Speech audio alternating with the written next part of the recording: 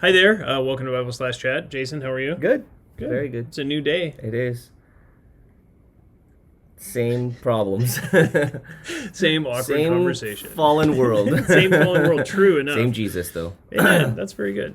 Well, we're jumping back into this discussion of women's issues. And so we've talked about biblical femininity. We've talked about just the ontological similarities, the equality between men and women, then biblical femininity. Then we talked about women and elders and and preaching and all of that from 1 Timothy chapter 2. But this brought up a question. Actually, someone texted us and asked about this. If you have, let's say you have a woman who is a gifted teacher, and she comes to the church, and the elders of that church say, "Hey, it's okay for her to teach, like to preach in the main service to the men and women together."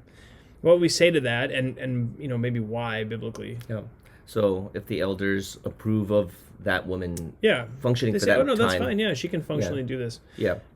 Which has happened, even with specific teachers. Sure. So what do we do at that point? Is she functioning biblically? So, outside of the church, you can, it's probably a little bit more of a debate. There's probably a little bit more give there. Even there, though, I think these principles would still apply. I just think you have to fall back on 1 Timothy 2. Okay. And you say, okay, well, the elders gave her authority, if you will, to do that. They sanctioned her to do this. And I would say, well, the elders there are wrong, unfortunately. They shouldn't have done that. Yeah. So it doesn't matter whether a group of elders, one pastor, 20 elders, whoever, the leaders in the church, male leaders, all in the church, sponsor or sanction, authorize her to teach men and women, a mixed company of people, like the whole church. Let's say like a retreat speaker, or like a seminar speaker or something like that.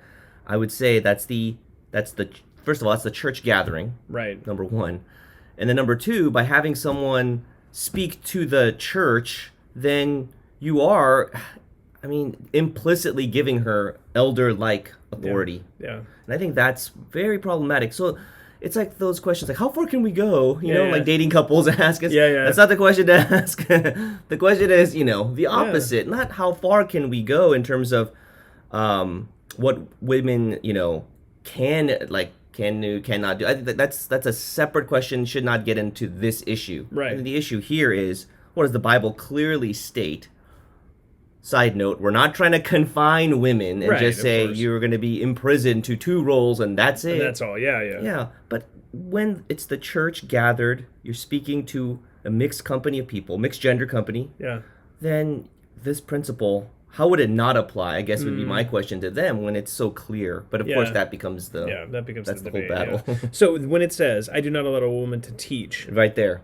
Yeah. It would just end there and over men. So at that point, we would say those are 2 different things: teach or exercise authority. Both of those categories, like you said in the last video. Yeah. And that would apply even in a situation where maybe an elder board says, "Oh no, it's okay." Right. For that one time, they ought not to do that. They ought not to do that. The funny thing is, Paul forbids functions before he forbids offices. Yeah. He doesn't actually even talk about offices there. Yeah. He forbids the function, which is that tells you that's even like more deeper than than he could just come out and say, "I don't allow a woman to be an elder." Right. But he wants to make it clear. Yeah. This is what elders do. Yeah. They teach and they exercise authority. Right. I don't want them to have any part in that. In any of those roles or the functions or the office. Exactly. Yeah. But it's so wise by going to the function first or attacking, targeting the function. He's covering a wider swath of things that, like offices and sort of like, well, what about this and what about that? Well, teach or exercise authority. Right. So what if you had a woman who was going to share her testimony at church? Yeah. So I would say that's, like when you have baptisms, someone shares their testimony. Absolutely, I would think that's wholly different. The role that she's playing there is just saying, look, this is how I got saved. Right. And, and that's it. She's not functioning in terms of like, I'm going to open the word and I'm going to teach you doctrine. Yeah, it doesn't fall within that same category. Even that Greek word, right? It's not in the same category. One is bearing witness, and the other is that teaching with authority. Right, proclaiming versus just testifying what Christ has done for her in her life. I would say that's a wholly different category and totally permissible and very beneficial, actually. Yeah, good. To the church. So okay, great. Yeah. Well, that's helpful. Thank you for hopefully that clarifies it for you if you're in a situation like that.